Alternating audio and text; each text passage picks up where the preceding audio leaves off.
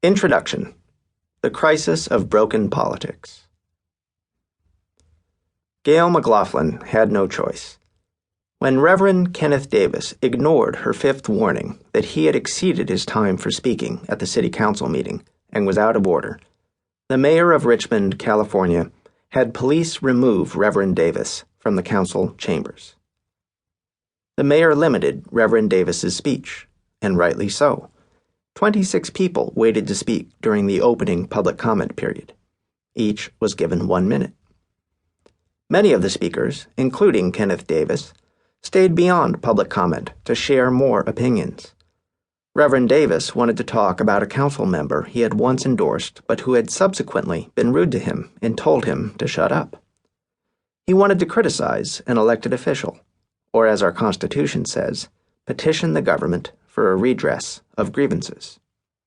The meeting dragged on until nearly midnight that night of February 12, 2012, even with the mayor enforcing the time limits. Vice Mayor Jim Rogers pointed out that lengthy public comments meant the council routinely addressed important issues after 11 p.m. Many people could not stay that long and lost their chance to speak. The First Amendment to the United States Constitution tells us government may not make laws abridging the freedom of speech of the people. Yet the First Amendment did not die that day in Richmond when the government limited one person's speech. That's because those limits gave other people a chance to speak, an equal chance. The people's freedom of speech is enhanced by limiting how long each person speaks.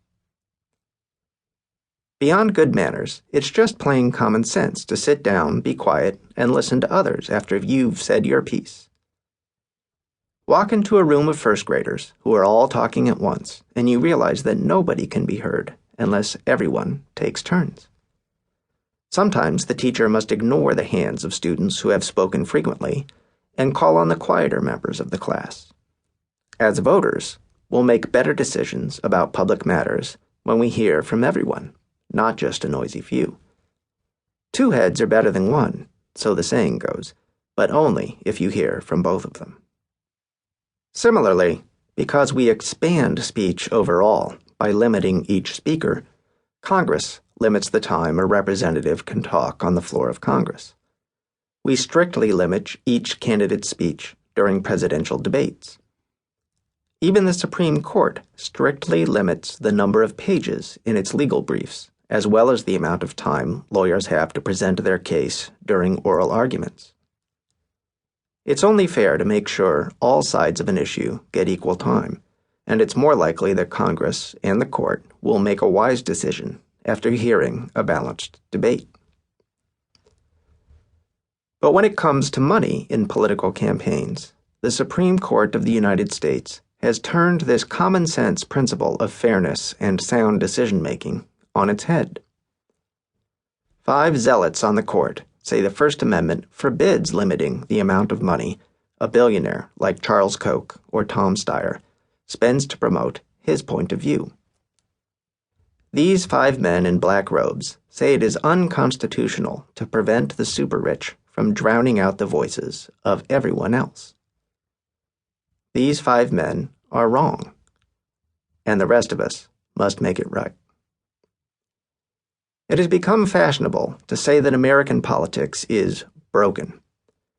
Voter participation rates are plummeting, partisan bickering gridlocks Washington, and government fails to solve our biggest problems.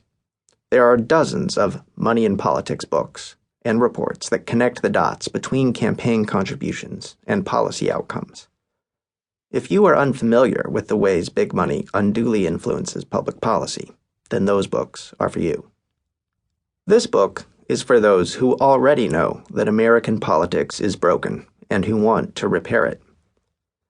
If you have moved beyond cynicism to action but are unsure how to prevail when the deck is stacked against us, then this book is for you.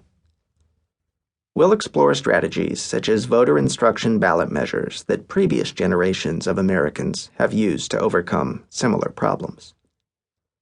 We'll examine how we can raise our collective voice and force a stubborn, self-interested Congress to change the way it gets elected.